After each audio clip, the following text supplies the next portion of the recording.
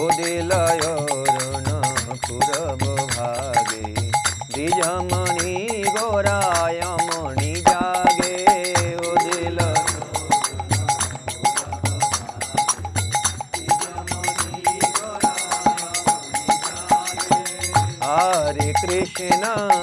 हरे कृष्ण कृष्ण कृष्ण हरे हरे हरे राम राम राम हरे हरे हरे कृष्ण कृष्ण कृष्ण हरे हरे हरे राम हरे कृष्ण कृष्ण कृष्ण हरे हरे हरे राम राम राम हरे हरे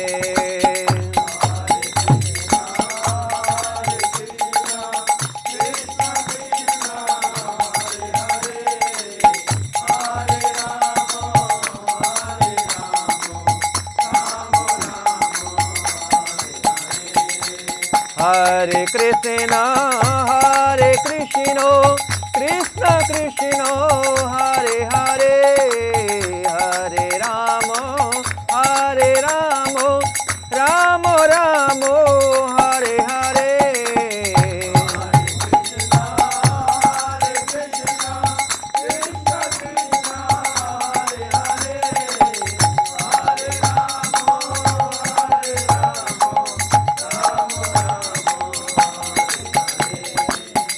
हरे कृष्ण कृष्ण कृष्ण हरे हरे हरे राम राम राम हरे हरे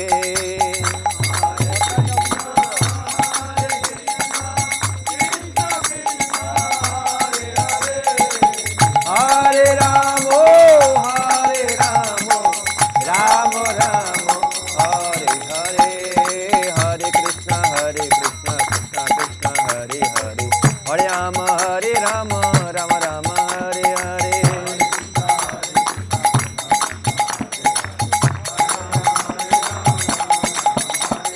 हरे कृष्ण कृष्ण कृष्ण हरे हरे हरे राम राम राम हरे हरे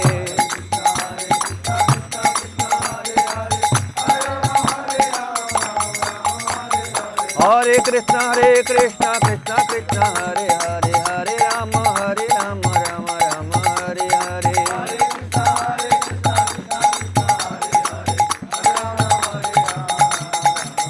जय अल्लाह जय अल्लाह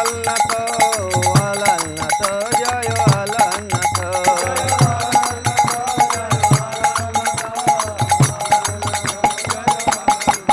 निताय गौर हरि बोल हरि बोल हरि बोल हरि बोल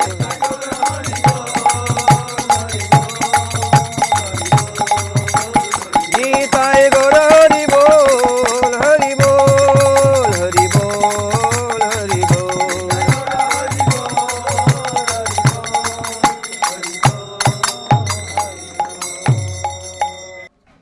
हरे कृष्ण। আমরা আলালনাথে এসে উপস্থিত হয়েছি। তমজ্ঞানতিমিরন্ধস্য জ্ঞানাঞ্জনশলাকয়া চক্ষুरुन्मीलितं येन तस्मै श्रीगुरवे नमः। नमो विष्णुपदाय कृष्णप्रेष्ठाय भूतले श्रीमते भक्तिवेदांत स्वामिनिति नामिने। नमस्ते सरस्वती देवे गौरवाणी प्रचारिणे निर्विशेष शून्यवादी पाश्चात्यदेशतारिणे। वाञ्छाकल्पतरुभ्यश्च कृपा सिन्धुभ्यैव च पतितानां पावनेभ्यो वैष्णवेभ्यो नमो नमो। नमो महावदन्नाय कृष्णप्रेमप्रदायते कृष्णाय कृष्णचैतन्यनाम्ने गौरतिशे नमः। हे कृष्ण करुणा सिन्धो दीनबन्धो जगत्पते गोपेश गोपिकान्त राधाकान्त नमस्तुते। तप्तकाञ्चन गौराङ्गी राधे वृन्दावनेश्वरी वृषभानुसुते देवी प्रणमामि हरिप्रिये।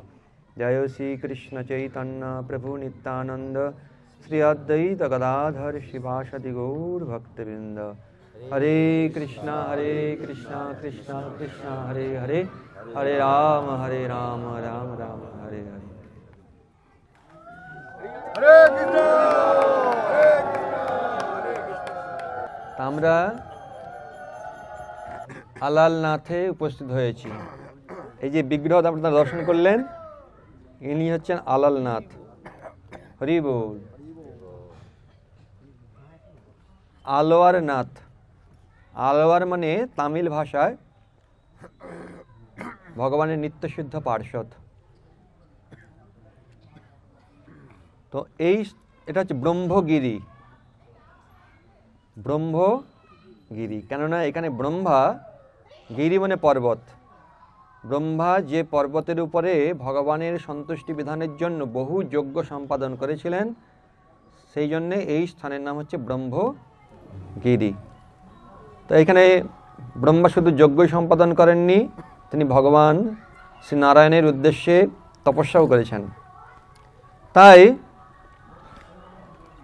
ভগবানের নিত্যসিদ্ধ পার্ষদ আলোয়ার গণ তারা এখানে এসে এই ব্রহ্মার ভজন স্থানে ভজন করবার জন্য এলেন এবং তারা এই চতুর্ভুজ বিগ্রহ স্থাপন করে সেবা পূজা করতে লাগলেন। তো আলোয়ারদের নাথ হচ্ছেন তিনি হচ্ছেন আলোয়ার নাথ। পরবর্তীতে শব্দের অপভ্রংশে বর্তমানে দাঁড়িয়েছে আলালনাথ। তো আমরা যদি বাংলায় বলি, আলাল মানে কি? আদর, আলালের দুলাল বলে না, সেরকম আদরের সঙ্গে মানে হৃদয় দিয়ে নাথকে তারা সেবা করেন। কিন্তু প্রকৃত যে অর্থটা ছিল সেটা হচ্ছে আলওয়ার নাথ। আলওয়ার বলতে ভগবান নিত্যসিদ্ধ পার্ষদ। তারা এখানে এসে বিগ্রহ স্থাপন করে সেবা পূজা করতে লাগলেন। বেশ কিছুকাল তাঁর সেবা পূজা চলছিল। তারপরে তারা তো গত হলেন, ভগবত ধামে চলে গেলেন। তারপরে তাদের সেবকগণ এইভাবে সেবা পূজা করতে লাগলেন। আর দক্ষিণ ভারত থেকে 1200 কোমা ব্রাহ্মণ এসে সেবা করতে লাগলেন। তো তাঁদেরই মধ্যে মানে পালা করে সেবা পূজা হয়। তো এক ব্রাহ্মণ পরিবারে তাদের পালা হয়েছে আলালনাথের সেবা করবার জন্য। কিন্তু যেই সময়টা পড়েছে, সেই পরিবারের যে ব্রাহ্মণ তার অন্য জায়গায় কিছু কাজ ছিল, মানে কিছু যজমান ছিল সেখানে, তার সেই যজমানের ঘরে যাওয়ার আবশ্যকতা ছিল। তাই তিনি তার পত্নীকে বললেন যে আমাকে তো যেতেই হবে, তো কয়েকটা দিন ছেলেটাকে দিয়ে সেবা চালিয়ে নাও। তো তার মা, মানে ছেলেটার মা, সে রান্না করে দেয়। আর সে ছেলেটাকে বলে যে বাবা বলে গেছে যে এইভাবে লাগাবি আর ঠাকুরকে ডাকবি ভোগ খাওয়ার জন্যে। হ্যাঁ, তো চলে গেছেন উনি। এরপরে রান্না টান্না করে ভোগ টোগ সাজিয়ে ছেলেটাকে ডাকছে। ছেলেটা দেখছে খেলাধুলা করছে, তো ডেকে টেকে নিয়ে এসছে। তো ভোগ নিয়ে সে মন্দিরে প্রবেশ করেছে। মন্দিরে প্রবেশ করে এবারে সে বসে আছে। তা আমাদের কী করে, মন্ত্রন্ত করে চলে যেতে হয় না, থাকা যাবে না। কিন্তু সে তো বলছে যে আমি তো কোনো জানি না মন্ত্র, আমি খুব ছোট, বাবা তো গেছে কার্য উপলক্ষে অন্যত্র, আমাকে এখন বলে গেছে তোমাকে খাওয়াতে, এখন তুমি খাও। তো খায় না, বসেই আছে। আর যত দেরি হচ্ছে সে খুব আকুলভাবে প্রার্থনা করতে শুরু করেছে। তো ভগবান তার এই সরলতা এবং আকুলতা, ভক্তি ইত্যাদি হৃদয় দেখে তিনি গ্রহণ করেছেন। গ্রহণ করতে পুরো যা ছিল সব গ্রহণ করে নিয়েছেন। তারপরেও ব্যাস হয়ে গেছে ঠাকুরের খাওয়া, এবার আমার খেলা, খেলতে শুরু করে দিয়েছে। অনেকক্ষণ হয়ে গেল, মা ডাকছে কোথায়, ভোগ লাগিয়েছে? বলছে হ্যাঁ ভোগ লাগিয়ে দিয়েছি। বলে কোথায় প্রসাদ নিয়ে এসো? বলছে ঠাকুর সব খেয়ে নিয়েছে। তো এইভাবে একদিন দুদিন বেশ চলে গেল। এবারে যখন সেই ব্রাহ্মণ এসেছে, প্রতিদিনই কিন্তু দিচ্ছে আর প্রতিদিনই ভগবান গ্রহণ করছেন। এমনই সেই ছোট্ট বালক তার সরল চিত্তে ভগবানকে নিবেদনের মহিমা ভগবান গ্রহণ করলেন। ব্রাহ্মণ যখন ফিরে এসেছেন, সমস্ত কথা শুনছেন, কি সব ঠিকঠাক চলছে? তো বলছে কি উপবাসী আছি আমরা। বলে কেন? যা দেয় সব নাকি ঠাকুর খেয়ে নেয়, ঘর আর ঠাকুর ঘর থেকে কিছুই ফেরে না। তাই? বলে ঠিক আছে। আবার বলছে তুমি আজকে রান্না করো, আমি দেখছি। তো রান্না করে এবারে আবার ছেলেটিকে ডেকেছে, ছেলেটি আবার ভোগ নিয়ে গেছে, আর ওই ব্রাহ্মণটি লুকিয়ে আছে। যখন এইভাবে প্রার্থনা করেছেন প্রতিদিনের মতো, সেই বালকের প্রার্থনায় ভগবান একদম খেতে শুরু করেছেন। আর যখন খেতে শুরু করেছেন, সেই ব্রাহ্মণ একবার ছুটে এসে ভগবানের হাত ধরেছে। বলছে হায় হায়, তুমি যদি সব কিছু খেয়ে নিবে তাহলে আমরা খাবো কি? তখন ভগবান বললেন, দেখো সমস্ত বস্তুই হচ্ছে আমার, আমি সব কিছুর মালিক।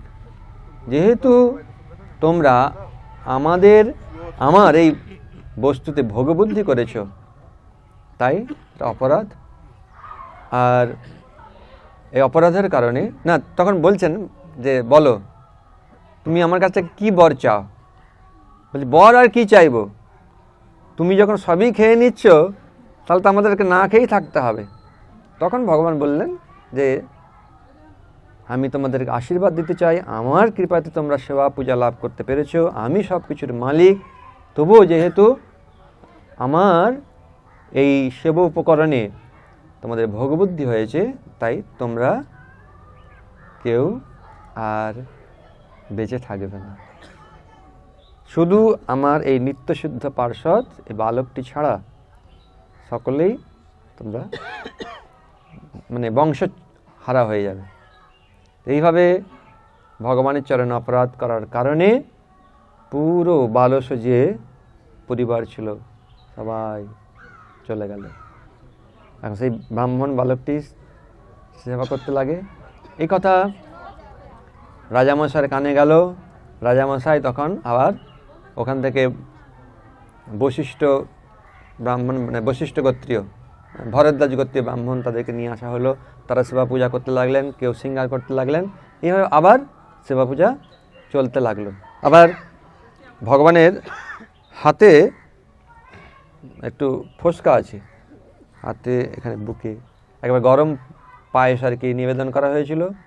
তো ভগবান সেই গরম পায়েস তিনি গ্রহণ করা, তার হাতে ফোসকা এবং এখানে পড়ে গেছে, ফোসকা পড়ে গেছে। বিভিন্ন সময় বিভিন্ন ভক্তদের মাধ্যমে এই সমস্ত লীলা প্রকাশিত হয়। তাই শাস্ত্র সিদ্ধান্ত অনুসারে বিগ্রহ হচ্ছে জনার্দন মূর্তি, চতুর্ভুজ, লক্ষ্মী সরস্বতী আছেন, নিচে সখীরা আছেন, ললিতা বিশাখাদের সখারা আছেন। এই খুব সুন্দর বিগ্রহ এভাবে এখানে স্থাপিত হচ্ছেন। শ্রীমন মহাপ্রভু তিনি সন্ন্যাস গ্রহণ করার পরে, তিনি তো মাঘ মাসের সংক্রান্তিতে সন্ন্যাস গ্রহণ করলেন। সন্ন্যাস গ্রহণ করার পরে তিনি চলে যাচ্ছিলেন বৃন্দাবনে, কিন্তু নিত্যানন্দ প্রভু তাকে নিয়ে এলেন শান্তিপুরে। শান্তিপুরে 10 দিন থাকলেন। তারপরে শান্তিপুর থেকে ওই বারুইপুর ছত্রভোগ হয়ে নৌকাযোগে নরঘাট এই হয়ে তারপরে এসে জলেশ্বর ইত্যাদি করে রেমুনা থেকে এলেন বালেশ্বর রেমুনা, তারপরে থেকে এলেন ভুবনেশ্বর হয়ে পুরীতে এলেন। যখন 18 নালা সেখানে ভক্তদের বললেন হয় তোমরা আগে যাও, নাহলে আমি আগে যাব। তখন মুকুন্দ বললেন যে আপনি আগে যান। তো মহাপ্রভু একাকী তিনি চলতে শুরু করলেন মন্দিরে এসে। তারপরে তো আপনারা শুনেছেন কীভাবে জগন্নাথকে আলিঙ্গন করবার জন্য গিয়েছেন, কিন্তু মাঝে মূর্ছিত হয়ে গেছেন, আর সার্ব ভট্টাচার্য তাকে শিষ্যদের দ্বারা তার ঘরে নিয়ে এলেন। তারপরে নিত্যানন্দ প্রভু, জগদানন্দ, মুকুন্দ এনারা সব ছিলেন। তো তারা যখন শুনলেন একজন সন্ন্যাসী এবং মূর্ছিত হয়ে গেছেন মন্দিরে, তাকে সার্বভট্টাচার্য তার বাড়িতে নিয়ে গেছেন। তারপরে তারা সকলে এলেন, কৃষ্ণ নাম সংকীর্তন হলো, মহাপ্রভু মূর্ছা ভাঙল, মহাপ্রভু তারপরে সার্বভট্টাচার্যকে উদ্ধার করলেন। আপনারা সার্বভট্টাচার্য বাড়ি দেখেছেন তো? একটা আসন রয়েছে মহাপ্রভু, একটি হচ্ছে সার্বভট্টাচার্য। সার্বভট্টাচার্য 7 দিন ধরে বেদান্ত শ্রবণ করালেন। 8 দিনের দিন জিজ্ঞাসা করলেন, শ্রীকৃষ্ণ চৈতন্য তুমি কি বুঝতে পারছো? তখন মহাপ্রভু বললেন, আমি সূত্রগুলো বুঝতে পারছি।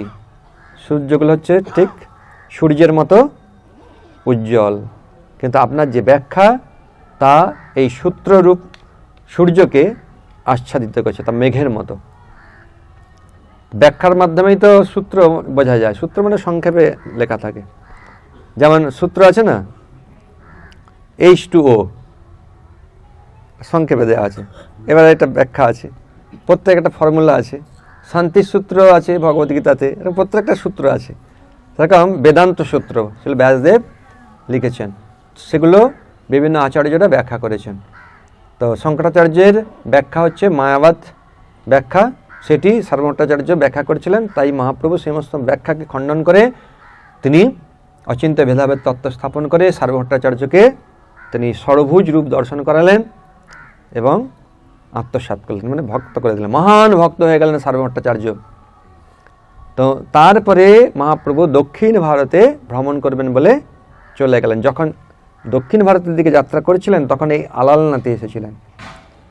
তারপরে ভক্তরা তার পিছু পিছু নিয়েছে, তো মহাপ্রভু এই আলালনাথ থেকে সকলকে পাঠিয়ে দিলেন, আমার পিছনে কেউ যাবে না, শুধু একজন আছে, তার নাম হচ্ছে কালাকৃষ্ণ দাস, সঙ্গে ছিলেন, ব্যাস আর কেউ নাই।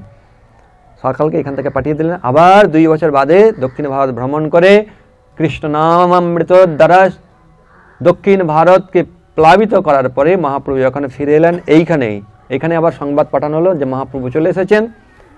তাহলে বারবার মহাপ্রভু তিনি আলালনাথে এসেছেন। তারপরে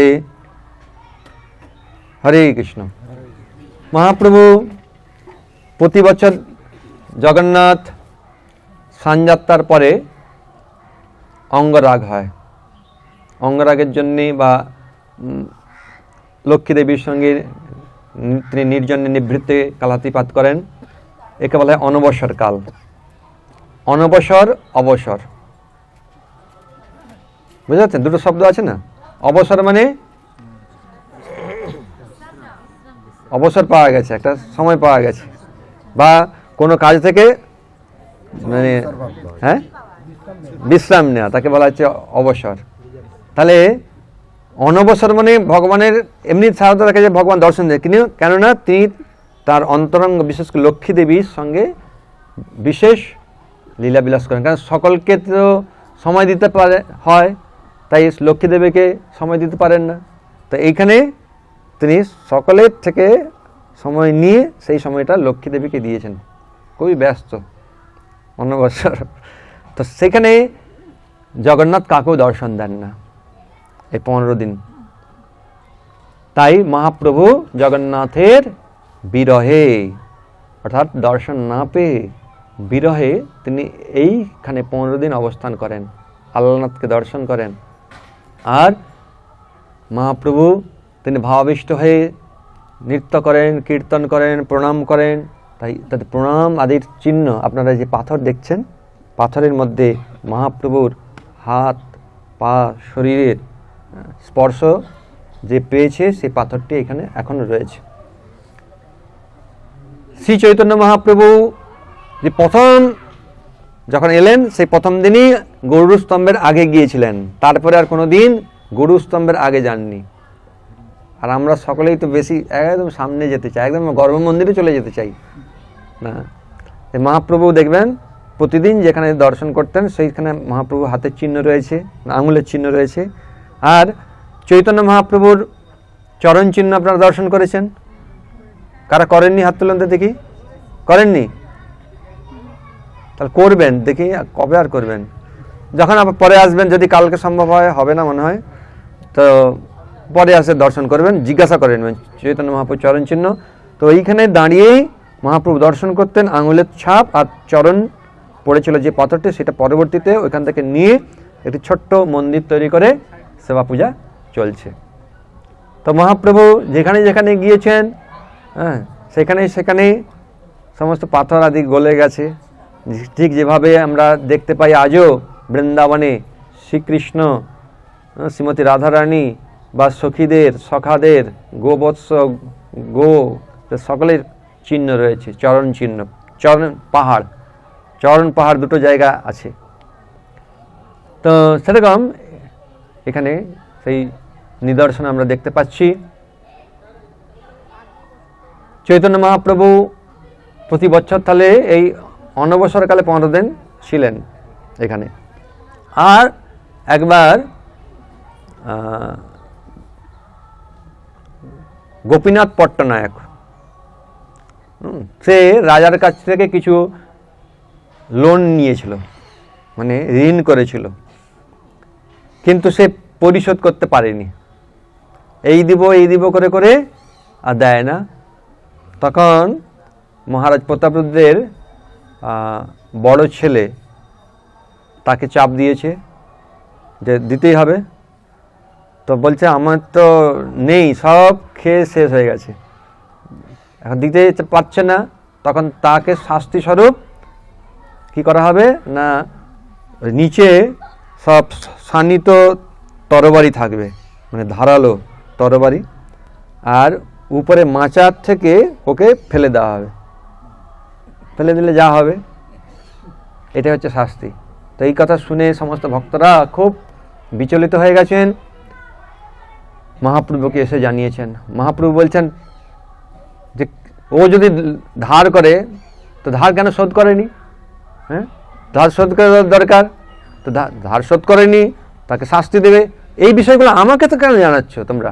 হ্যাঁ, এই বিষয়ের কথা তোমরা জগন্নাথকে জানাও, আর বারবার এরকম যদি করো আমি আর এখানে থাকবো না। তো আবার ভক্তরা এসে উপস্থিত হয়ে গেছে। তো মহাপ্রভু তিনি এখানে চলে এলেন। তারপরে একদম এতে তুলে দেওয়া হয়েছে, মানে মাচার উপরে, যেখানে বাংলায় বলে মাচা, মানে উঁচু জায়গায় তুলে দেওয়া হয়েছে, এরকম সব ব্যবস্থা হয়ে গেছে। তারপরে গোপীনাথ কি করছেন? হরে কৃষ্ণ কৃষ্ণ কৃষ্ণ হরে হরে, হরে রাম রাম রাম হরে হরে, ওই মাচার উপরে এ করে জপ করছে। এদিকে সার ভট্টাচার্য, কাশী মিশ্র এনার মহারাজ প্রতাপরুদ্রকে জানিয়েছেন যেরকম আপনার ছেলে গোপীনাথকে শানিত তরবারির উপরে ফেলবে। বলছে কি এরকম ব্যাপার? বলছে কেন আপনি জানেন না? আমাকে জানি না তো, ও নিজে ডিসিশন নিয়ে নিচ্ছে। হ্যাঁ, তাড়াতাড়ি বলে লোক পাঠিয়েছে, সঙ্গে সঙ্গে নামানো হয়েছে। তো মহাপ্রভু জিজ্ঞাসা করছে, গোপীনাথ যখন মাচার উপরে ছিল তখন কি করছিল? হরিনাম করছিল। হ্যাঁ, এটাই ঠিক। তাই জন্যে জীবনে মরণে গতি নাহি আর, আমাদের একদিন না একদিন মৃত্যুবরণ করতেই হবে। সে মাচার উপর থেকে এর উপরে ফেলে দেওয়া হোক, কি পাহাড়ের উপর থেকে ফেলে দেওয়া হোক, কি হুঁচুট খেয়ে পড়ে গিয়ে বা শুয়ে শুয়ে, মরতে তো হবেই। তাই যেন আমরা ভগবানের নামকে আশ্রয় গ্রহণ করতে পারি। সুখে দুঃখে ভুলো না কো বদনে হরি নাম কররি। এটা খুবই সহজ কথা বলতে, কিন্তু করাটা খুব কঠিন, কিন্তু ভক্ত সঙ্গে থাকার ফলে এটা সম্ভব। এই যে গোপীনাথ সে স্মরণ করলেন, তার মানে শক্তি কোথা থেকে এলো? কে বুদ্ধি দিল? মহাপ্রভু। তাই না মহাপ্রভু সমস্ত ভক্তদেরকে শিক্ষা দেওয়ার জন্য বললেন যে গোপীনাথ ওই সময় কি করছিল, অর্থাৎ তোমাদেরও যদি এরকম হয় তোমরা কি করবে? ওই গোপীনাথকে অনুসরণ করো যেভাবে ও করেছিল। তবে এই দিক থেকে আরেকটা কথা, যে কারো কাছে ঋণ নিব আর শোধ করব না, আমি তো ভক্ত হয়ে গেছি আর আমার দরকার নেই, এটাও ভাবা ঠিক নয়। ঋণ যদি নেই আমাকে শোধ করতে হবে। তা আমরা বিশেষ করে ব্রহ্মচারী, আমরা মঠবাসী, কত জনের যে ঋণী আছে তার ঠিক নেই। আমাদেরকে কেউ খাইয়ে প্রণামী দিয়ে প্রণাম করে সব আমাদেরকে ঋণী করে দিচ্ছে। তা আমরা এখন কি করব?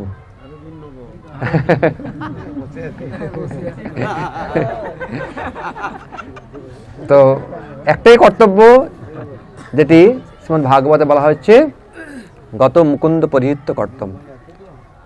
মুকুন্দের চরণে শরণাগত হওয়ার মাধ্যমে এবং মুকুন্দের সেবায় সে সমস্ত যা কিছু অর্থ, সম্মান কি যা কিছু, সেটা অর্পণ করার মাধ্যমেই আমরা তার থেকে মুক্ত হতে পারব।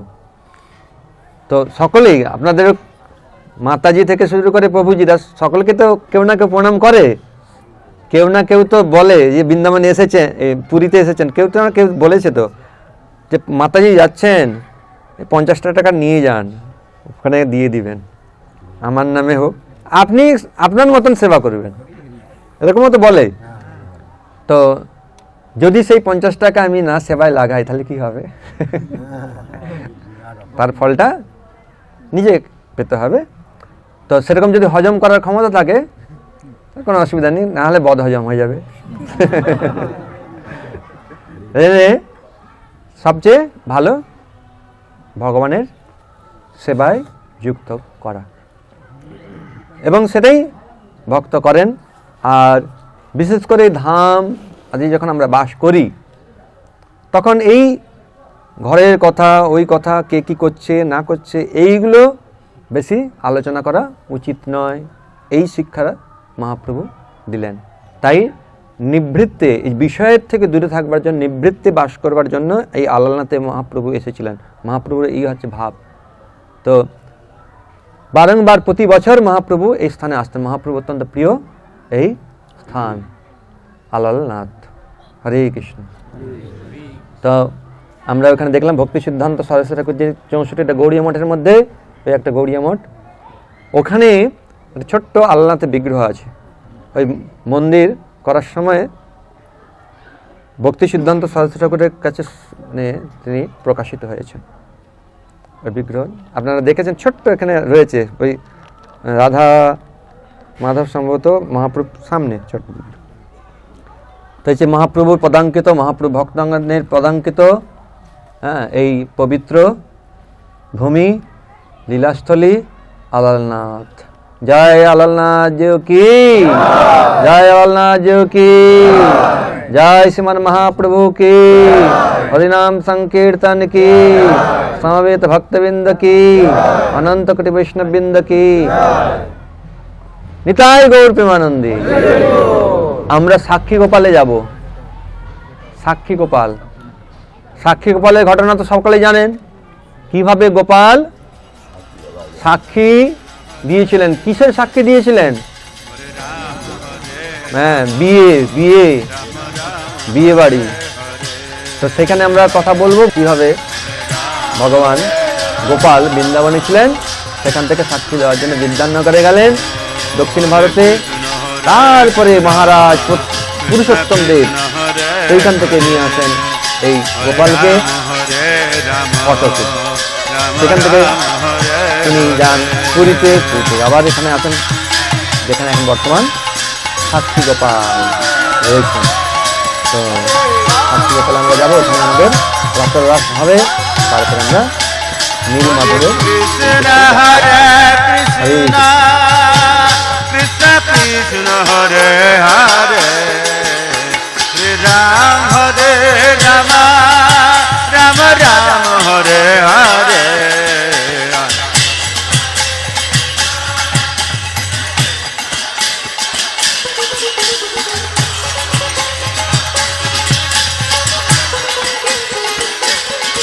হরে কৃষ্ণ হরে কৃষ্ণ, কৃষ্ণ কৃষ্ণ হরে হরে, হরে রাম হরে Ram, Ram Ram Hare Hare.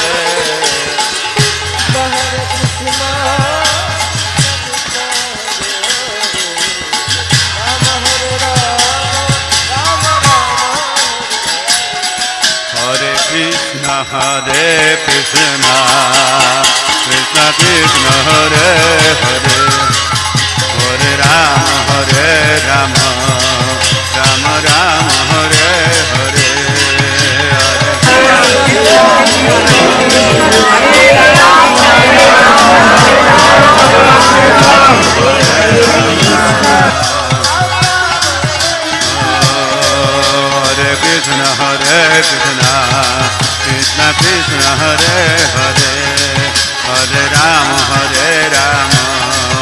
Ram Ram Hare Hare Hare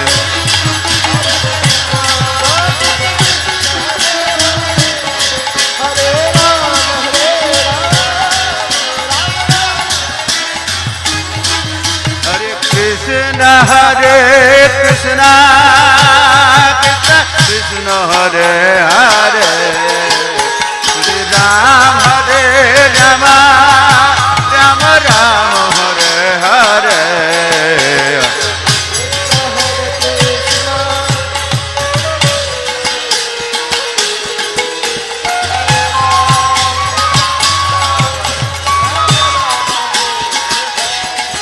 Hare Krishna,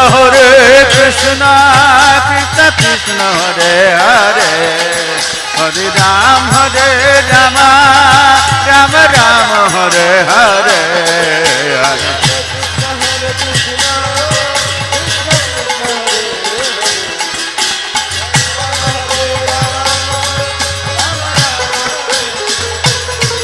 Hare Krishna, Hare Krishna.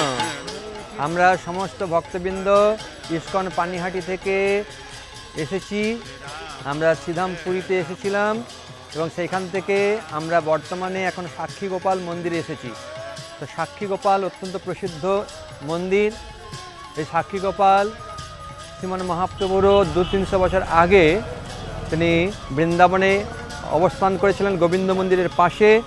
তো দক্ষিণ ভারতের বিদ্যানগর থেকে একজন বৃদ্ধ ব্রাহ্মণ এবং একজন অল্প বয়স্ক ব্রাহ্মণ, বৃদ্ধ ব্রাহ্মণ বিভিন্ন তীর্থস্থান ভ্রমণ করবার জন্য সেই কনিষ্ঠ ব্রাহ্মণকে নিয়ে, মানে অল্প বয়স্ক নবীন ব্রাহ্মণকে নিয়ে তিনি তীর্থ ভ্রমণ করে তিনি অবশেষে আসেন শ্রীধাম বৃন্দাবনে। বৃন্দাবনে গিয়ে গোপালকে দর্শন করে তিনি অভিভূত হয়ে যান এবং তিনি মনস্থ করেন যে ওইখানেই তিনি থাকবেন। তো মাঝ রাস্তায় যখন তীর্থ ভ্রমণ করছিলেন তিনি অসুস্থ হয়ে গিয়েছিলেন। তো সে ছোট ব্রাহ্মণ তার সুন্দর সেবার দ্বারা বৃদ্ধ ব্রাহ্মণকে সুস্থ করে তোলেন। তো যখন তিনি বৃন্দাবনে এলেন, গোপালকে দর্শন করলেন, গোপালের রূপে অভিভূত হয়ে তিনি মনস্থ করলেন বৃন্দাবনে থাকবেন। তো গোপালের আরাধনা করতে করতে তিনি অত্যন্ত অভিভূত হয়ে তিনি ছোট ব্রাহ্মণকে বললেন যে আমি তোমার সেবায় অত্যন্ত সন্তুষ্ট হয়েছি, তো আমি তোমার সেবার প্রতিদানস্বরূপ কিছু প্রদান করতে চাই, বলো তুমি কি নিতে চাও? বলছে না না, আমি কিছুই নিতে চাই না, যেহেতু ব্রাহ্মণ এবং ভগবানের সেবা করবার জন্য ভগবান অত্যন্ত প্রীত হন, বিশেষ করে গোপাল ব্রাহ্মণের সেবায় অত্যন্ত প্রীত হন, তাই আমি আপনার সেবা করেছি, তো প্রতিদানের কোনো প্রয়োজন নেই। বলছে না না, আমি তোমার সেবায় সন্তুষ্ট হয়েছি, অতএব আমি আমার একমাত্র কন্যা পূর্ণিমাকে তোমার সাথে বিবাহ দিব। তো তখন বললেন না না, আমি এটা চাই না। বলছে না না, তুমি না চাইলেও আমি ইচ্ছা করেছি অবশ্যই তোমাকে দেব। বলছে ঠিক আছে, তাহলে আপনি তো দেবেন, কিন্তু আপনি হচ্ছেন কুলীন ব্রাহ্মণ, আমি হচ্ছি নিচু জাতের ব্রাহ্মণ, তো আর আমি গরিব, আপনি ধনী, আমার সঙ্গে আপনাদের মিল খাবে না, আপনার আত্মীয় স্বজনরা এই কথা স্বীকার করবে না। বলছে না না, আমি যেহেতু বলছি, আমি হচ্ছে ঘরের মালিক, অবশ্যই আমি আমার কন্যাকে তোমার হাতে দেবো। তাহলে আপনি গোপালের সামনে প্রতিজ্ঞা করুন যে আমার সঙ্গে আপনার কন্যাকে বিবাহ দিবেন। তা গোপালের সামনে প্রতিজ্ঞা করলেন। তো ছোট ব্রাহ্মণ বললেন যে প্রভু গোপাল, যদি এই ব্রাহ্মণ কোনো কারণে তার প্রতিজ্ঞা লঙ্ঘন করে তখন কিন্তু তোমাকে সাক্ষী মানাবো। এইভাবে দুজন ব্রাহ্মণ তারা গোপালের সামনে তারা এই সমস্ত কথা বলে তারা দেশে ফিরে গেলেন। আর দেশে ফিরে গিয়ে যখন বড় ব্রাহ্মণ ছোট ব্রাহ্মণের হাতে তার কন্যার সম্প্রদানের কথা তার স্ত্রী পুত্রদের বললেন, তার স্ত্রী পুত্র ক্ষেপে আগুন, তুমি কি করেছো, এরকম করেছো, এটা কখনোই সম্ভব নয়। তো তারা কোনো মানতেই চাইল না। তা বড় ব্রাহ্মণ অত্যন্ত বিপদে পড়ে গেলেন, ধর্ম সংকটে পড়ে গেলেন। ছোট ব্রাহ্মণ অনেক দিন পরে এসে বললেন, কি প্রভু, বৃন্দাবনে যে আপনি প্রতিজ্ঞা করেছিলেন তার কি হলো? তখন তার ছোট ব্রাহ্মণ বড় ব্রাহ্মণের ছেলেটা এসে খুব তিরস্কার করতে লাগলেন, লাঠি নিয়ে তাড়া করলেন, কি তুই বামন হয়ে আকাশে চাঁদ ধরার বাসনা করেছিস, দাঁড়া, বলে লাঠি নিয়ে তাড়া করেছে। আর তখন সেই ছোট ব্রাহ্মণটা ছুটতে ছুটতে গিয়ে সেখানকার মোড়ল তার কাছে গিয়ে সমস্ত ঘটনা খুলে বললেন। তখন সেই মোড়ল মহাশয় বড় ব্রাহ্মণকে ডেকে বিচারের একটা আয়োজন করলেন। তো সমস্ত ঘটনা বলার আগেই তার সেই ছোট বড় ব্রাহ্মণের পুত্রটি বললেন, আমার বাবা তো অত্যন্ত বৃদ্ধ হয়েছে আর অসুস্থ হয়ে গিয়েছিল, তো কী করে অসুস্থ হলো না, এই যে ছোট ব্রাহ্মণ সে যেখানে ধুতরা ফল খাই দিয়েছে, আর ধুতরা ফল খাওয়ার ফলে আমার বাবা অসুস্থ হয়ে গেছে, মাথাটা কেমন গণ্ডগোল হয়ে গেছে। তখন সে কি বলেছে না বলেছে সে মনে নেই, এখন নাকি বলছে আমার বাবা তার কন্যাকে ছোট ব্রাহ্মণের হাতে অর্পণ করবে। এটা আপনারা বলুন, এটা কি ঠিক? আমরা কোথায় ধনী আর এ কোথায় গরিব, আমরা কোথায় কুলীন ব্রাহ্মণ, এ হচ্ছে নিচু ব্রাহ্মণ, আমাদের সঙ্গে ওর কোনো মিল আছে? এ অর্থলোভে এরকম সমস্ত কথা বলছে। তখন অনেকে বলছে হ্যাঁ হতেও পারে, এটা ঠিকই কথা, অর্থ কী করে অনেক সময় অনর্থের কারণ হয়ে যায়। ঠিক আছে, তাহলে কি করা যাবে? তখন বড় ব্রাহ্মণ বলছেন যে যদি গোপাল এসে এখানে সাক্ষী দেয় তাহলে বিয়ের কোনো আর সমস্যা নেই। তা ছোটো ব্রাহ্মণ বলছেন ঠিক আছে, তাহলে গোপাল এখানে এসে সাক্ষী দেবে। তখন সেই ছোটো ব্রাহ্মণের বড় ব্রাহ্মণের ছেলেটা বলছে গোপাল যদি এখানে সাক্ষাৎ এসে উপস্থিত হয় তাহলে আমি বিশ্বাস করব। তখন ছোট ব্রাহ্মণ বলছেন ঠিক আছে তাই হবে। আর এখানে বড় ব্রাহ্মণের ছেলেটা সে চিন্তা করছে আরে বিগ্রহ কখনো কোনোদিন সাক্ষী দেবে? ও অসম্ভব অসম্ভব। তো এইভাবে ছোট ব্রাহ্মণ আবার টানো আবার দশম দাও, সব ভক্তকে শরীর সুস্থ রাখো গোপাল। তো তারপরে সেই ছোট ব্রাহ্মণ তিনি আবার বৃন্দাবনে এলেন, গোপালকে বললেন যে গোপাল তোমাকে ওখানে গিয়ে সাক্ষী দিতে হবে। বল ঠিক আছে আমি আবির্ভূত হয়ে সাক্ষী দিয়ে দেবো। বলছে না আবির্ভূত হলে হবে না, তোমার সাক্ষাৎ এসে সাক্ষী দিতে হবে। তখন বলছেন দেখো তুমি কি কোনোদিন শুনেছ যে বিগ্রহ হেঁটে যায়? বলছেন না তা শুনিনি, কিন্তু বিগ্রহ যে কথা বলে এটাও শুনিনি। তাহলে কথা যদি বলতে পারে তাহলে হেঁটে যেতে পারবে না কেন? তাহলে কথা যখন বলছো তুমি হেঁটে যাবে। ঠিক আছে তবে যাবো, তবে ওখানে পিছনে তাকাবে না। তো আমি বাঁশি বাজাতে বাজাতে যাব আর পায়ের নুপুরের ধ্বনি শুনতে শুনতে তুমি যাবে। পিছনে তাকালে কিন্তু সেখানে থেকে যাব। প্রতিদিন ভিক্ষা করে 1 সের অন্নের চাল রান্না করে ভোগ দেবে। তাই অনুসারে সেই ব্রাহ্মণ আগে আগে চলতে লাগলেন, গোপাল পেছনে পেছনে যেতে লাগলেন। সন্ধ্যা হয়ে যায়, ভিক্ষা করে রান্না করে ভোগ দেয়, আবার সকাল থেকে চলতে থাকে। এইভাবে সেই বিদ্যানগর গ্রামে এসে উপস্থিত হয়ে গিয়ে জানালেন যে গোপাল এসে গেছে। তা সঙ্গে সঙ্গে সেই বড় ব্রাহ্মণ তার মেয়েকে নিয়ে এলেন, তারপরে সেই মোড়ল মহাশয় সকলে উপস্থিত হয়ে গেলেন। তারপরে গোপাল সকলের কাছে বললেন যে না আমার কাছে প্রতিজ্ঞা করেছে যে বড় ব্রাহ্মণ তার কন্যা পূর্ণিমাকে এই ছোটো ব্রাহ্মণের হাতে অর্পণ করবে, অতএব আমার সম্মুখেই যেন সেই বিবাহের ব্যবস্থা হয়। বলে ব্যাস বিবাহ হয়ে গেল। তারপরে সেইভাবে তো সাক্ষী গোপাল সাক্ষী দিলেন, তার নাম সাক্ষী গোপাল।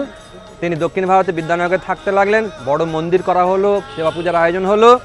পরবর্তীতে মহারাজ প্রতাপরুদ্রের পিতা পুরুষোত্তম দেব যখন দক্ষিণ ভারতে গিয়েছিলেন তখন তিনি গোপালকে প্রার্থনা করেছেন হে গোপাল তুমি কৃপা করে আসো। তখন গোপাল এলেন এই উড়িষ্যা দেশে। তিনি কটকে ছিলেন, পরবর্তী জগন্নাথ মন্দিরে ছিলেন। জগন্নাথ মন্দিরে জগন্নাথের সঙ্গে প্রেম কলহ হলো, তারপরে এই সাক্ষী গোপাল মানে এই স্থানে এসে উপস্থিত হলেন। তো এই জায়গাটা গোপালের নাম অনুসারে হয়েছে সাক্ষী গোপাল। জয় সাক্ষী গোপাল কি জয়, ভগবান সাক্ষী গোপাল কি জয়, সমবেত ভক্তবৃন্দ কি গৌর প্রেমানন্দে Hari Hari.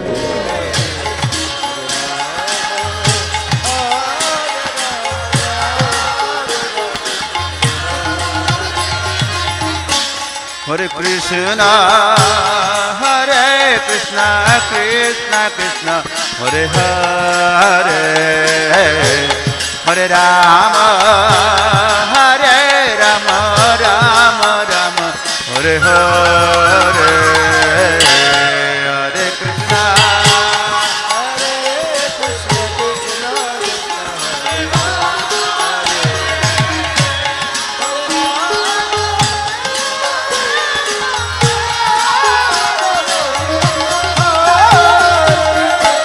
Hare Krishna, Hare Krishna, Krishna Krishna, Hare Hare, Hare Rama, Hare Rama, Rama Rama, Hare Hare.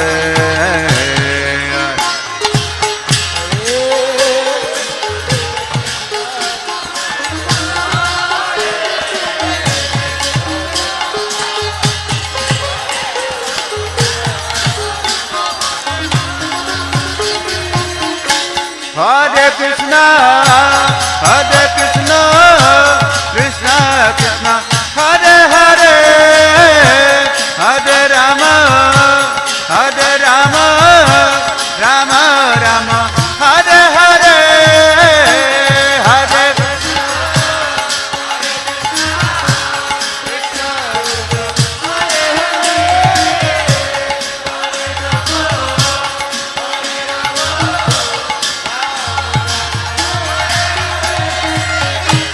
Hare Krishna, Krishna Krishna, Hare Hare, Hare Rama, Rama হরে কৃষ্ণ, জয় জগন্নাথ। আমরা সাক্ষী গোপালে জগন্নাথের পান্তা প্রসাদ পেয়েছি, খিচুড়ি প্রসাদ পেয়েছি। তার সঙ্গে রয়েছে আলু ভাজা, লবণ লঙ্কা, তারপরে সুন্দর ছানার জিলাপি, কলা, তারপরে পকোড়া, অনেক কিছু। আর সাক্ষী গোপালের প্রসাদ। Hare Hare, Hare Rama, Rama Rama, Hare Hare, Hare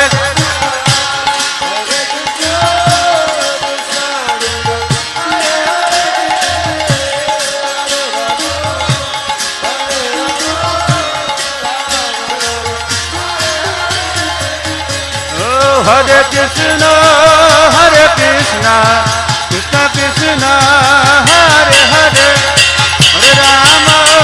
Hare Rama, Rama Rama, Hare Hare.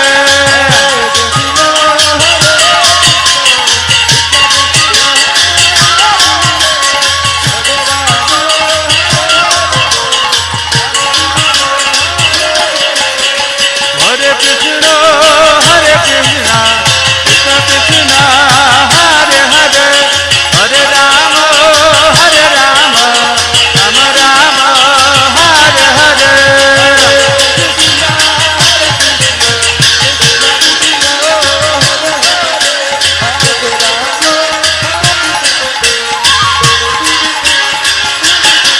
Oh, Hare Krishna, Krishna Krishna, Hare Hare, Hare Ram, Ram Ram, Hare Hare.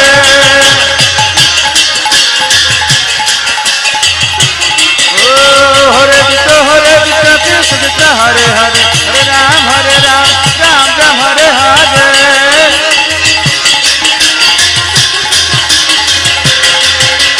Krishna, Hare Krishna, Krishna Krishna, Hare Hare, Hare Rama, Rama Rama, Hare Hare.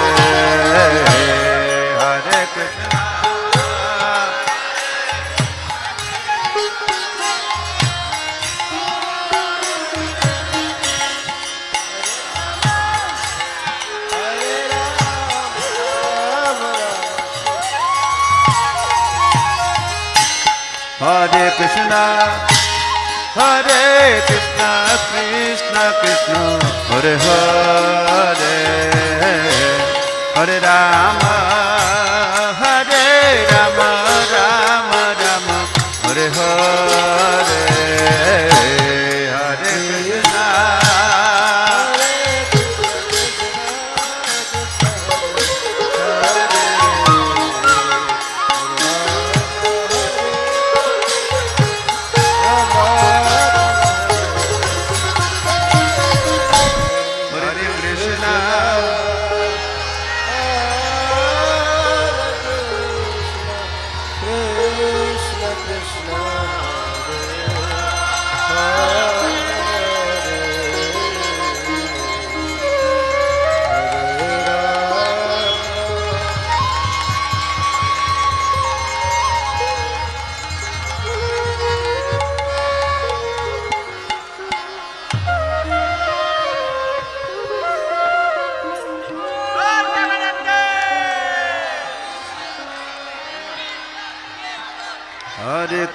Hare Krishna,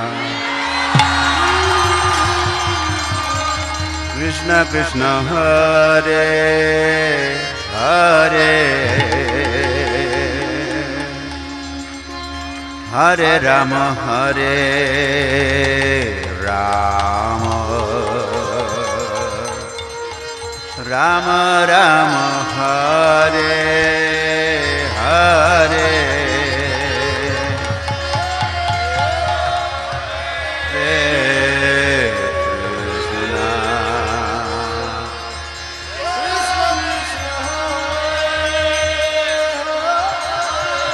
Hare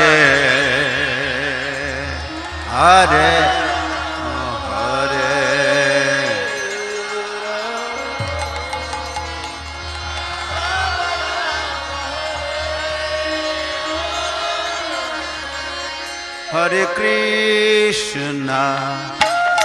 Hare Krishna Krishna Krishna Hare Hare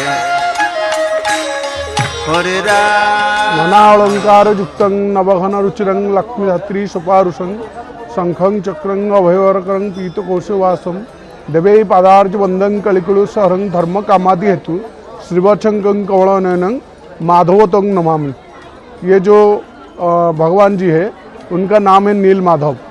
नील माधव जी जो है वो चतुर्भुज भगवान है। आप जहाँ पर नारायण जी का दर्शन करेंगे हर जगह देखेंगे शंख चक्र और गदा पद्म, लेकिन यहाँ पर जो नील माधव जी है उनके ऊपर दोनों हाथ में शंख चक्र है और नीचे का दोनों हाथ है इसमें लक्ष्मी जी और सरस्वती जी के सर के ऊपर हाथ रखा है। हम जैसे मेहनत करने से हमारा लोम से पसीना निकलता है, उस तरह भगवान जी का बाँव पैर का छोटा अंगूठ से बूंद बूंद होकर गंगा निकलता है। नील माधव, नील शब्द यानी जगन्नाथ, माँ शब्द यानी सुभद्रा, धव शब्द यानी बलदेव। नील माधव माधवो माधवो वाक्यं माधवो माधव हरे स्मरन्ते साधव नित्यं सकल कार्य सुमाधव। नील माधव जी दर्शन नहीं तो जगन्नाथ दर्शन न कुछ पुण्य नहीं। यही जो पर्वत पर नील माधव विराजमान अच्छे यही पर्वतर नाम अच्छे ब्रह्माद्रि पर्वत।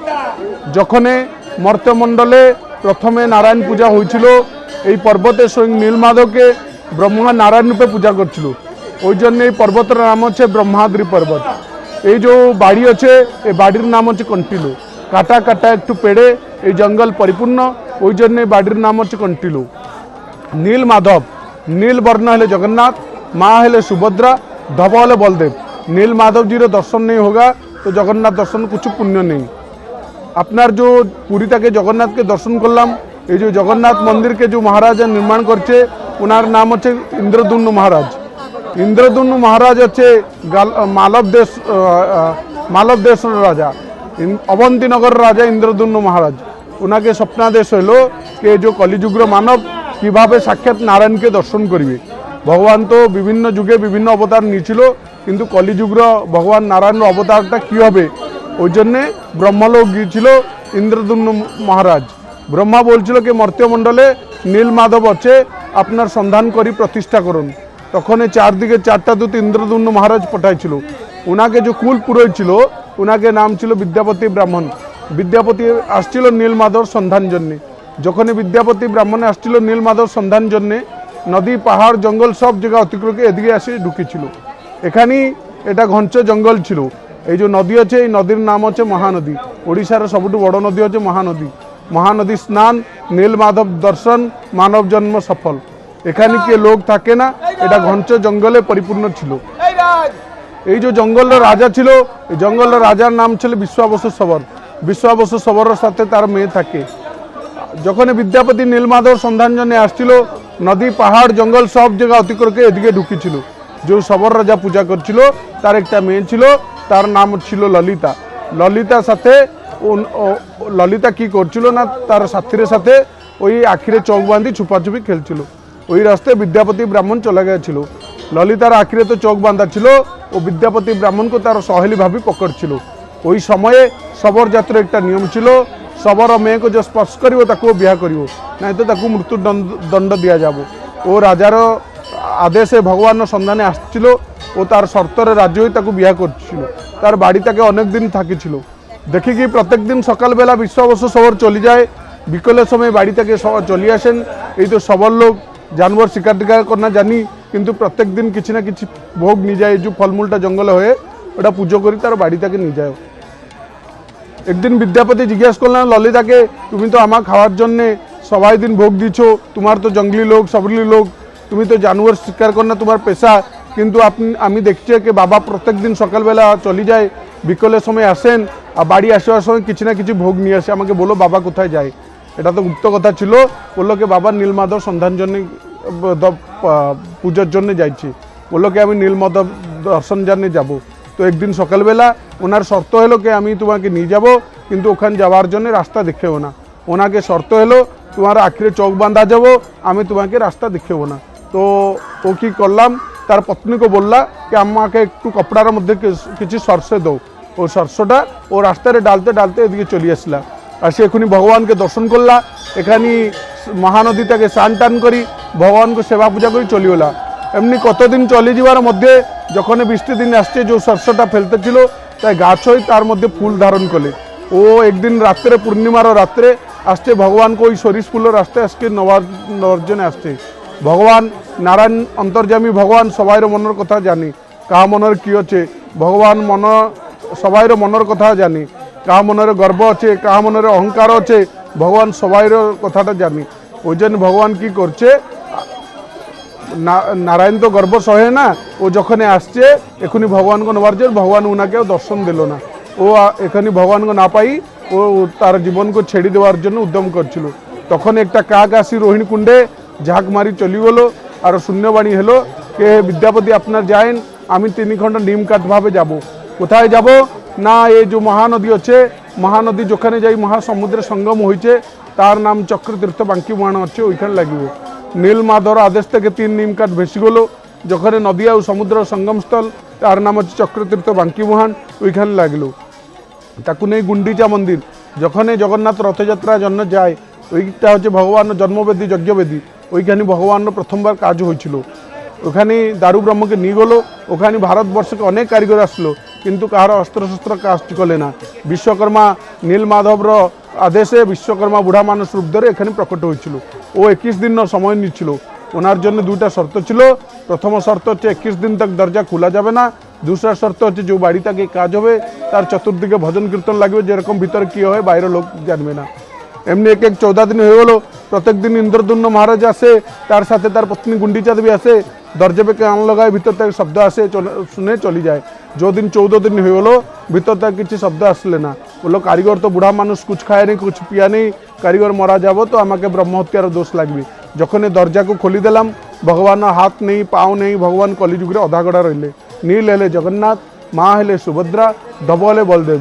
মাধব মাধব বাক্যং, মাধব মাধব হরে स्मरन्ते साधना नित्यं सकल कार्य सुमाधव। नील माधव जी दर्शन नहीं होगा तो जगन्नाथ दर्शन किसी पुण्य नहीं। अपनार जगन्नाथ मंदिरे 100 मंदिर अच्छे, एखाने 19 ठाकुर अच्छे। जेमनी जगन्नाथ महाप्रभुरे प्रत्येक दिन प्रत्येक उत्सव है, अनुष्ठान है, जानी यात्रा है, भगवान सेवा पूजा है। जगन्नाथ महाप्रभु दिनर मध्य 3 बार अन्न प्रसाद पाए, 5 बार भगवान स्नान करे, एरकम मध्य 3 बार प्रसाद 5 बार स्नान। जेमनी जगन्नाथ महाप्रभुर 12 मासे 13 फंक्शन है, अनुष्ठान है, एरकम नीलमाधव मध्य 12 मासे 13 फंक्शन है, किन्तु एखाने रथयात्रा है ना। जेरकम जगन्नाथ महाप्रभु झुलन यात्रा, चंदन यात्रा, सबाई जानी यात्रा उत्सव है। जगन्नाथ मंदिरे आपनार 4 दिके 4टी दरजा, पूर्व पश्चिम उत्तर दक्षिण, एखुनी मध्य 4 दिके 4टी दरजा, धर्म अर्थ काम मोक्ष 4 दिके 4टी दरजा। नील माधव हेले ब्रह्म, जगन्नाथ हेले दारू, दारू ब्रह्म। नील माधव दर्शन नहीं होगा तो जगन्नाथ दर्शन किसी पुण्य नहीं। ये अच्छे नील माधव, बोलो नील माधव भगवान की जय। Hare Hare Hare Ram Ram Ram Hare Hare.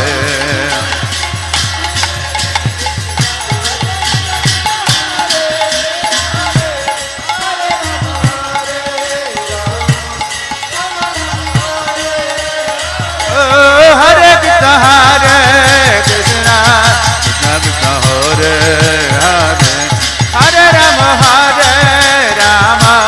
Ram Ram Hare Hare.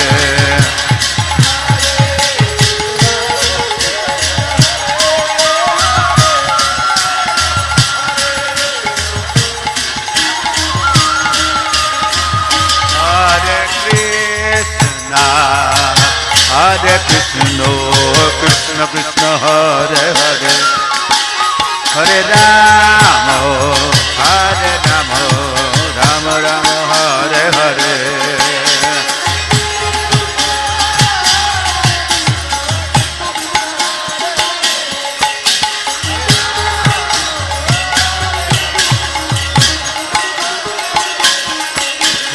Krishna, Hare Krishna, Krishna Krishna, Hare Hare, Hare Rama, Hare Rama, Rama Rama, Hare Hare, Hare.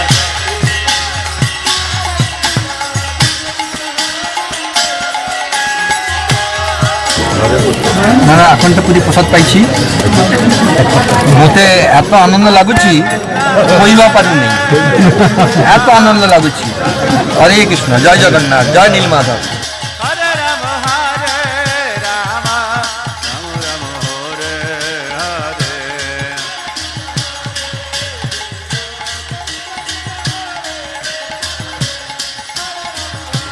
বার্ষিক জয়দেব গোস্বামী বলছেন গীত গোবিন্দতে যে চন্দন চর্চিত নীল কলেবর পীড়িত বসন বনমালী। তাহলে কলেবর অঙ্গ, কলেবর মানে অঙ্গ শরীর কিরকম না নীল কলেবর, চন্দনের দ্বারা চর্চিত নীল কলেবর পীত বসন বনমালী। তার পরিধানে রয়েছে পীত বসন গলদেশে বনমালা, তাই তার নাম হচ্ছে বনমালী। কুণ্ডল মণ্ডিত গণ্ড যুগম স্মৃত শালী। তার হরে কৃষ্ণ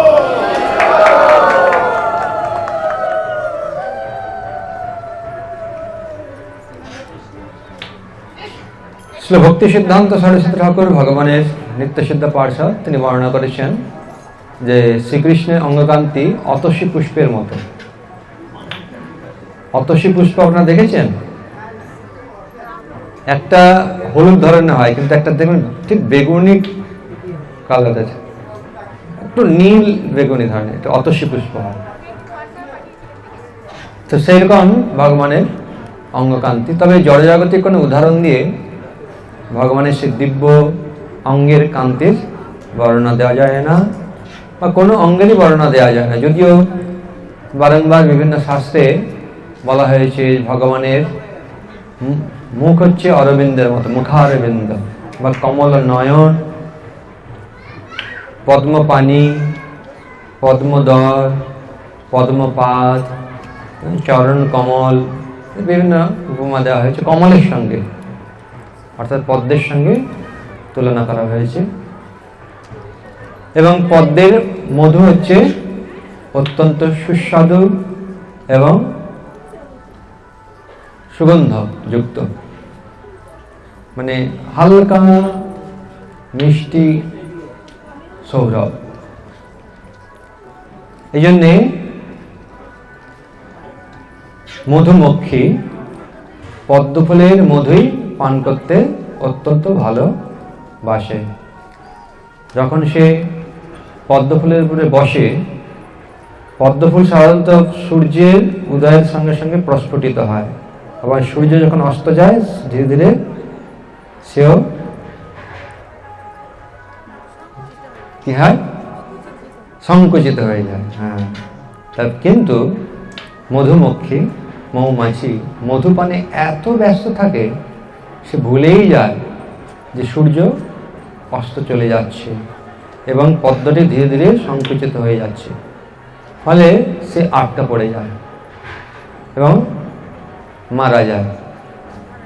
তাহলে এই যে জড়জগতের পদ্মের উপরে বসে মধু পান করলে কি হবে, একদিন বেশি মধু পান করলে আর কি তন্ময় হয়ে গেলে মারা যাবে। কিন্তু কেউ যদি ভগবানের চরণ কমলের মুখারবিন্দের মধু পান করে, তাহলে তার জীবন আরো নিত্য হয়ে উঠবে, নিত্য হয়ে উঠবে। সে অমৃত। এই জন্য বলা হচ্ছে ভগবানের কথা, ভগবানের নাম, রূপ, গুণ, লীলা আদি সকলই হচ্ছে অমৃত। কৃষ্ণ ভাবনা অমৃত, অর্থাৎ এই শরীর ত্যাগের সঙ্গে সঙ্গে সেটা শেষ হয়ে যায় না, বা কালের দ্বারা সেটা প্রভাবিত হয় না। এই জন্য একে বলা হচ্ছে অমৃত। তাই গোপীরা বলছেন ভগবান কৃষ্ণকে, তব কথামৃতম কল তপ্ত জীবনম কবিভিড়িতম কলমশাপহম তব কথামৃতম তপ্ত জীবনম কবিভিড়িতম কলমশাপহম শ্রবণমঙ্গলম শ্রীমদাততম ভুবি গৃহন্তি ये ভূরিদা जना तव कथामृतं तप्त जीवनं कविभिरीडितं कल्मषापहम्। তোমার কথা অমৃতের মতো তপ্ত জীবনকে শীতল করে। সকলেই কম বেশি এই ভব দাবাগ্নির দ্বারা দগ্ধীভূত, জন্ম মৃত্যু জরাব্যাধি চক্রে দ্বারা সমস্যাগ্রস্ত।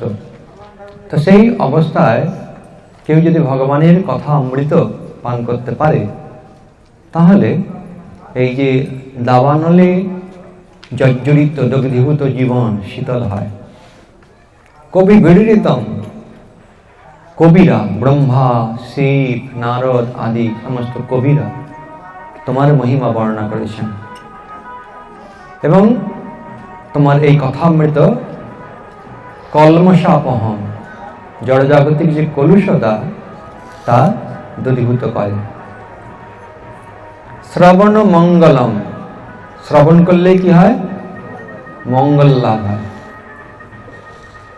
শ্রবণ মঙ্গলম শ্রীমদাততম, এবং তার সমস্ত ঐশ্বর্যযুক্ত শ্রীমৎ সৌন্দর্য এবং মাধুর্য পরিপূর্ণ এবং তা প্রদান করে। শ্রীমদাততম, এই যে কথামৃত যা শ্রবণ করলে মঙ্গল হয়, সমস্ত প্রকার দুঃখ দুর্দশা থেকে মুক্ত করে, দাবানল নির্বাপিত করে, সেই কথামৃত যারা বিতরণ করেন তারাই হচ্ছেন ভূরিদা, তারাই হচ্ছে সর্বশ্রেষ্ঠ দাতা। ভূরি মানে অনেক, প্রচুর, বলে না ভূরি ভোজন, দা মানে হচ্ছে দান করে, ভূরি মানে প্রচুর। তারাই প্রকৃত প্রস্তাবে প্রচুর দান করছেন, সেই দানের কোনো সীমা নেই, অসীম।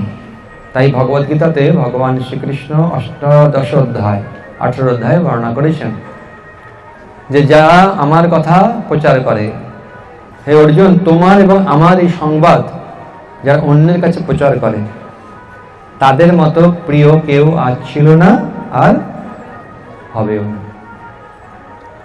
তাহলে ভগবানের কথা কি করতে হয়? আগে গ্রহণ করতে হয়। গ্রহণ যদি না করেই তার মর্ম উপলব্ধি করতে পারবো না এবং সেটা দানের কোনো প্রশ্নই আসে না। সেই দান করতে পারে যার আছে। তাই ছিল রূপ গোস্বামী, তিনি মহাপ্রভুকে যখন প্রয়াগে দর্শন করলেন সকৃত শ্লোক উচ্চারণ করেছিলেন, যেটা আমরা সকলে উচ্চারণ করি, নমো মহাবদান্নায় কৃষ্ণ প্রেম প্রদায়তে কৃষ্ণায় কৃষ্ণ চৈতন্য নামনে গৌরতিষে নমঃ। তুমি মহাবদান্য অবতারী, অনেক অবতারে অনেকেই অনেক কিছু দান করে গেছে, কিন্তু তোমার মতো কেউ দান করে। তুমি কি দান করেছো? কেন তুমি মহাবদান্য? কৃষ্ণ প্রেম প্রদায়তে, কৃষ্ণ প্রেম দান করেছো। এই কৃষ্ণ প্রেম ব্রহ্মার দুর্লভ, বিশেষ করে ব্রজ প্রেম। চারিভাবের ভক্তি দিয়া নাচাম ভুবন, দাস্য সখ্য বাৎসল্য মধুর। বিশেষ করে মহাপ্রভু মধুর রসে বিতরণ করেছেন, আর সেটি হচ্ছে জয় জয় উজ্জ্বল রস সর্বরস সার, পরকীয়া ভাবে যাহা প্রচিতে প্রচার।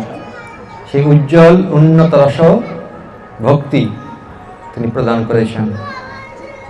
এই জন্যে স্বরূপ দামোদর গোস্বামী তার কর্চাতেও সেটি উল্লেখ করেছেন যে অনর্পিত চরিং চিরাৎ করুণায় অবতীর্ণ কলৌ সমর্পয়িতম উন্নত উজ্জ্বল রসাংশ ভক্তি শ্রিয়। তাহলে অনর্পিত, অনর্পিত মানে অর্পিত হয়নি। চরিং, চরিং মানে হ্যাঁ না, চরিং চিরাত, চিরাত মানে হচ্ছে হরে বল, জয় নীলমাধব কি জয় বল।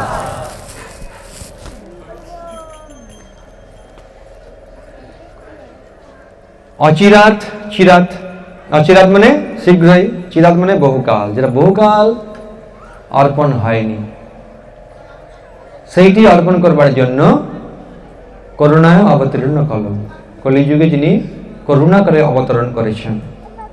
সমর্পয়িতম উন্নত উজ্জ্বল রসাংশ ভক্তি শ্রিয়ম, সেটি সমর্পণ করেছেন উন্নত উজ্জ্বল নিজ ভক্তি যোগ।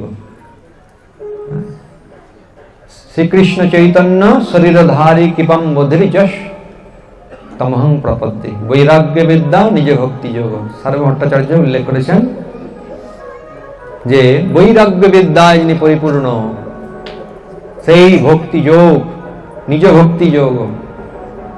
শিক্ষার্থম এক পুরুষ পুরাণ, শিক্ষা দেওয়ার জন্য এক পুরাণ পুরুষ শ্রী শ্রীকৃষ্ণ চৈতন্য নাম ধারণ করে অবতরণ করেছেন।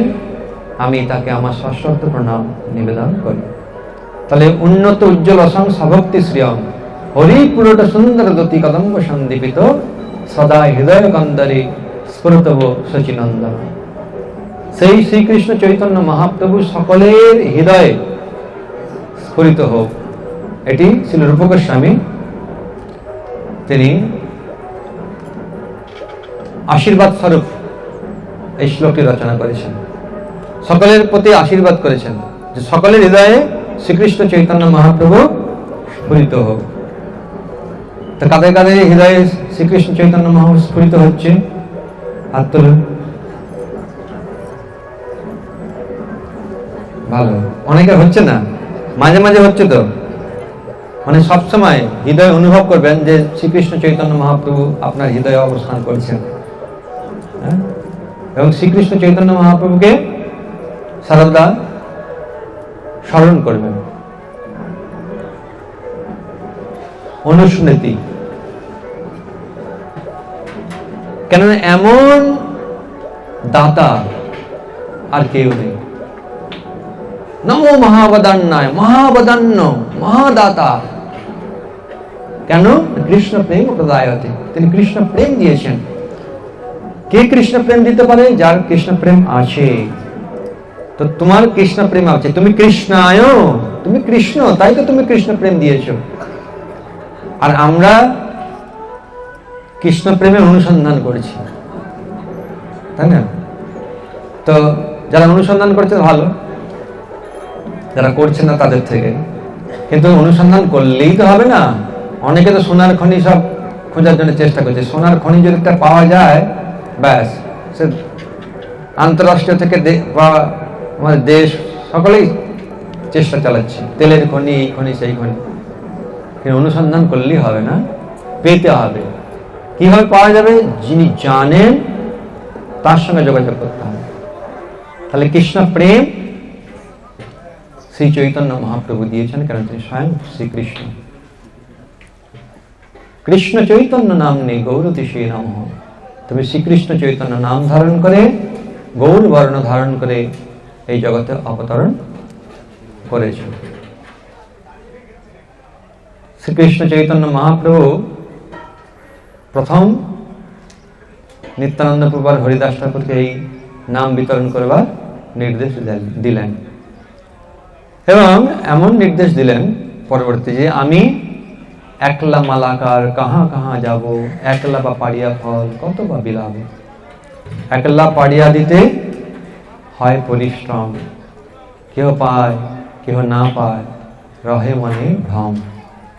কেউ পাবে কেউ না পাবে, ভ্রম। মানে ভগবান আবার ভ্রম হয়, কিন্তু কৃষ্ণ প্রেম এমন একটা অপ্রাকৃতিক জিনিস, কেউ পেতে পারে কেউ না পেতে পারে। তাই আমি আজ্ঞা দিল সবাকারে, যাহা তাহা প্রেম ফল দেহ যারে তারে, যেখানে সেখানে যাকে তাকে এই কৃষ্ণ প্রেম দিয়ে দিন। হরি বল, হরি বল, হরি বল। ভারত ভূমিত হইলে মনুষ্য জন্ম যার, জন্ম সার্থক করি করো পর উপকার। যারা ভারতবর্ষে মানুষের দেহ পেয়েছে তাদের উচিত কৃষ্ণ ভাবনা গ্রহণ করা এবং কৃষ্ণ ভাবনা বিতরণ করা। কৃষ্ণ ভাবনা মৃত গ্রহণ করা, কৃষ্ণ ভাবনা মৃত বিতরণ করা। কেন শ্রী চৈতন্য মহাপ্রভুটি বলেছেন, আর সেই অনুসারে সমস্ত আচার্যবৃন্দরা সেইভাবেই তিনি দিয়েছেন। শ্রীল প্রভুপাদ সমগ্র বিশ্বে এই কৃষ্ণ প্রেম তিনি প্রদান করেছেন। তাই জন্যে অনেকে বলেন যে এই যে শ্লোক গোপীরা দিয়েছেন যে তব কথামৃতম, যে ভুরিদা জনায় শ্লোক, প্রভুপাদের জন্যে। প্রভুপাদ দেখুন ভুরিদা, তিনি প্রচুর সমগ্র বিশ্বে এটি প্রদান করেছেন, যাকে তাকে তিনি দিয়েছেন, যেখানেই গ্রাহক পেয়েছেন সেখানেই তিনি দিয়ে দিয়েছেন। তো আমরা এখানে এই কথাগুলো কেন বললাম? এই জন্যে যে আমরা যেটুকু চেতনা, মানে সৎ চেতনা আমরা লাভ করেছি, কৃষ্ণ ভাবনা মৃত গ্রহণ করতে পেরেছি, ততটুকুনি যেন আমরা অন্যকে প্রদান করার চেষ্টা করি। কিন্তু যেটা জানি না সেই বিষয়টা যেন চর্চা না করি, তাহলে কি হয়, সমস্যা হয়ে যায়। যেটা জানি না ঠিক আছে, সঙ্গে সঙ্গে আবার অন্য কোনো কারোর কাছে জেনে তারপর সেটা জানানো উচিত। তাই জন্যে আমরা আপনাদের অনেক আকাঙ্ক্ষিত এই কন্টিলা, এই নীল মাধব স্থানে উপনীত হয়েছেন না? কারা কারা প্রথমবার এসেছেন? প্রায় সবাই। কারা কারা দ্বিতীয়বার এসেছেন, মানে আগেও এসেছেন? আগেও এসেছেন।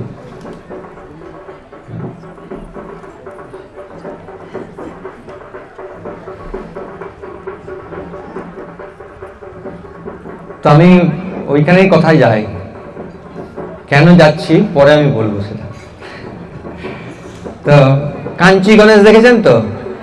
কারা কারা কাঞ্চি গণেশ দেখেননি হাত তুলুন। দেখেননি? দেখেননি? পশ্চিম দরজা যেতে ওখানে কাঞ্চি গণেশ আছে, লেখা আছে, দেখুন কাঞ্চি গণেশ। দেখেছেন কাঞ্চি গণেশ?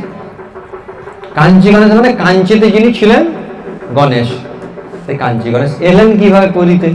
ছিলেন তো কাঞ্চিতে। কাঞ্চি মানে হচ্ছে দক্ষিণ ভারত, চেন্নাই থেকে প্রায় 60 কিলোমিটার দূরে কাঞ্চি। ওখানে এই গণেশ ছিলেন। যখন মহারাজ পুরুষোত্তম দেব কাঞ্চি বিজয় গিয়েছিলেন, তখন এই কাঞ্চি গণেশ কাঞ্চি রাজা কর্তৃক পূজিত হয়েছেন। তাই কাঞ্চি রাজাকে প্রভাবিত করবার জন্য যখন পুরুষোত্তম দেব গিয়েছেন, কাঞ্চি তো গণেশ তো বিঘ্ন বিনাশন করেন, কিন্তু এখানে কি করেছেন, বিঘ্ন করে দিয়েছে। তাবু ছিল না, যত সৈন্য সমাবেশ হয়েছে তাবু লাগিয়েছে, গণেশ কি করেছে, আগুন ধরিয়ে দিয়েছে। সেবারে তো আর যুদ্ধ করতে পারলেন না, ফিরে যেতে হলো। সেখানে রাজাকে এ করে দেওয়া হলো, বললেন যে যদি তুমি পরাভূত হও তাহলে, মানে কাঞ্চি রাজা বলছে, তাহলে তোমার জগন্নাথকে কিন্তু আমার গণেশের পেছনে রাখবো।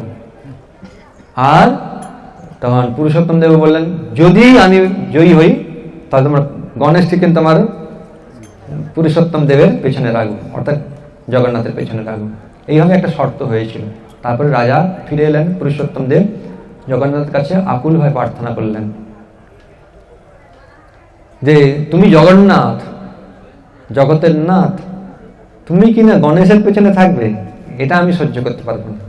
হ্যাঁ, তাই যে কোনো মূল্যে হোক আমি যেন জয়ী হই, আজ গণেশকে তোমার পিছনে আমি স্থাপন করি। এইভাবে আকুলভাবে জগন্নাথের কাছে প্রার্থনা করেছেন। দিয়ে জগন্নাথের স্মরণ করে যুদ্ধযাত্রা করছেন। সেই যুদ্ধযাত্রার সময় দুজন, একজন সুন্দর শ্যামবর্ণ পাইক, আরেকজন হচ্ছেন মানে দুগ্ধের মতো ফেননিভ বর্ণ, তিনি বলরাম, সামনে সামনে যাচ্ছে।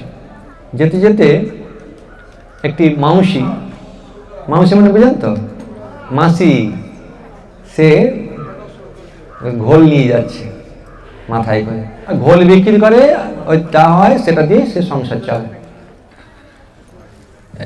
এখানে একটা আসন দেন। ঠিক না না দিন। তুমি বসো, আমি আছি না, তুমি বসো।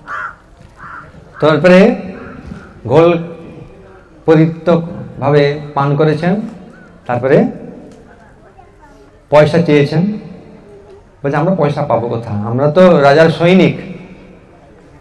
বলছেন কিন্তু আমি তো পয়সা ছাড়া কি করে তোমাকে দেবো, আমার এইটুকুন নিয়েই আমার সংসার চলে। তো বলে দেখো আমরা তো দুজন পাইক সৈনিক, তো রাজামশাই পয়সা দেবে। বলছেন কি করে, তাকে তো বললাম আগে একটা কিছু নিদর্শন রাখতে হবে, আমি বললেই তো হবে না, তোমরা নিদর্শন রেখে যাও। তখন সেই দুই ভাই, দুইজন সৈনিক, তারা বিশেষ করে শ্যামবর্ণ যে সৈনিকটি, তিনি একটা আংটি খুলে দিয়ে দিয়েছেন, এটা রাজামশাইকে দেখাবে, দেখালেই উনি বুঝতে পারবেন আর তোমাকে যথাযথ মূল্য প্রদান করবেন। এই বলে পাইক দুটো চলে গেছেন, আরেকদের রাজামশাই যাচ্ছেন। তখন সে একদম মাঝে দাঁড়িয়ে গেছে, দাঁড়ান দাঁড়ান দাঁড়ান দাঁড়ান। কি হয়েছে? সঙ্গে পাইকেরা অন্যান্য সব যারা সৈনিক ছিল, এই সরো সরো সরো, রাজামশাই আসছেন। বলছেন না, রাজামশাইয়ের সঙ্গে আমার খুব দরকার। তবে জগন্নাথের ইচ্ছা, তো রাজামশাই দাঁড়িয়ে গেছেন। বলে বলো, যেরকম দুইজন সৈনিক তো পরিতৃপ্তভাবে একদম ঘোল পান করলো, পয়সা চাইতে গেলাম কিন্তু সে দিল না, এই মুদ্রিকাটা দিয়েছে আপনার থেকে আমাকে মূল্য নিতে বলেছে। ঠিক আছে দাও, দিয়েছেন। দেখছি হীরার আংটি, সেখানে লেখা আছে জয় জগন্নাথ, জগন্নাথের নাম লেখা আছে। এখন এই যে রাজামশাই দেখেই বুঝতে পারলেন, আর তার কোনো প্রকার সংশয় নেই, এই যুদ্ধে আমি জয়ী হবই। কেন? কৃষ্ণ বলরাম যাচ্ছে যুদ্ধ করবার জন্য। হ্যাঁ, তাই জন্যে যুদ্ধ হলো। আর তুমুল যুদ্ধতে ওই যারা কাঞ্চির সমস্ত সৈনিকরা দেখছে, দুটো, একজন কালো আর একজন সাদা সৈনিক, সে এমন ভাবে তলবাড়ি চালাচ্ছে কেউ আর টিকতে পারছে না।